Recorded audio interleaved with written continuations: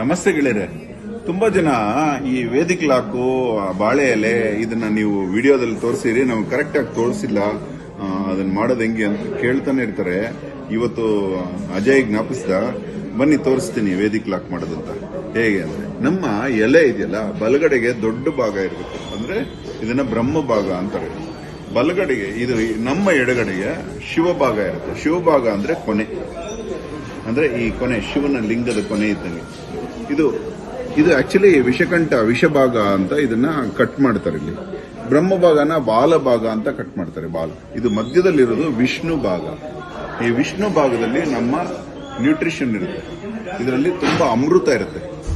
ಹೀಗೆ ಈ ಅಮೃತ ನಮಗೆ ಸೇರ್ಲಿ ಅಂತ ಎಲೆಯಲ್ಲಿ ಈ ಭಾಗದಲ್ಲಿ ಅನ್ನ ತಿಂತೀವಿ. ಆದ್ರೂ ಈ ದೊಡ್ಡ ಭಾಗ ಇದೆಯಲ್ಲ, ಈ ದೊಡ್ಡ ಭಾಗದಲ್ಲಿ ರೈಟ್ ಸೈಡ್ ಬರುತ್ತೆ, ಅಲ್ಲಿ ಈ ಸಾರು ಚೆಲ್ಲಬಾರ್ದು ಅನ್ನೋ ಒಂದು ಭಾವನೆಯಿಂದ ಇದನ್ನ ಒಂದು ತಟ್ಟೆ ಆಕೃತಿ ಮಾಡಬೇಕು ಅಂತ ಈ ವೇದಿಕ್ ಲಾಕ್ ಮಾಡ್ತಾರೆ.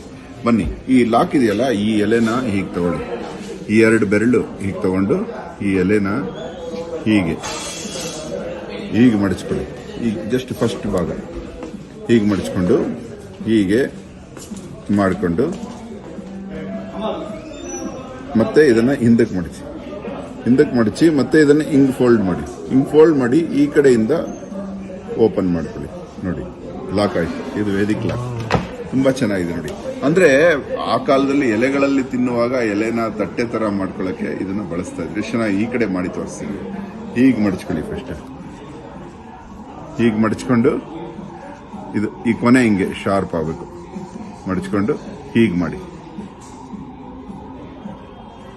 ಮಾಡಿ ಹೀಗೆ ಮತ್ತೆ ಇದನ್ನ ಹಿಂದಕ್ಕೆ ಮಡಚಬೇಕು. ಹಿಂದಕ್ಕೆ ಮಡಚಿ ಮತ್ತೆ ಇದನ್ನ ಹಿಂಗೆ ಡಬಲ್ ಫೋಲ್ಡ್ ಮಾಡ್ಕೊಳ್ಳಿ. ಹಿಂಗ್ ಫೋಲ್ಡ್ ಮಾಡ್ಕೊಂಡು ಈ 2 ತೂತಲ್ಲಿ ಸ್ವಲ್ಪ ಬೆರಳು ಮಾಡ್ಕೊಂಡು ಹಿಂಗ್ ಬಿಟ್ಬಿಡಿ. ಇದು ವೇದಿಕ್ ಲಾಕ್ ಆಯ್ತು ನೋಡಿ. ಇವಾಗ ಸಾರು ಚೆಲ್ಲೋದಿಲ್ಲ. ಇದನ್ನ ಈ ಸರಿ ನೀವೆಲ್ಲ ಕಲಿತೀರಿ ಅನ್ನೋ ಒಂದು ಭಾವನೆಯಿಂದ ಹೇಳ್ತಾ ಇದ್ದೀನಿ. ಎಲೆಯ ಮಹಿಮೆ ಹೇಳಿದೆ. ಬಾಳೆಯ ಎಲೆ ತುಂಬಾ ಶ್ರೇಷ್ಠ. ಧನ್ಯವಾದ. ಅಹೋರಾತ್ರ.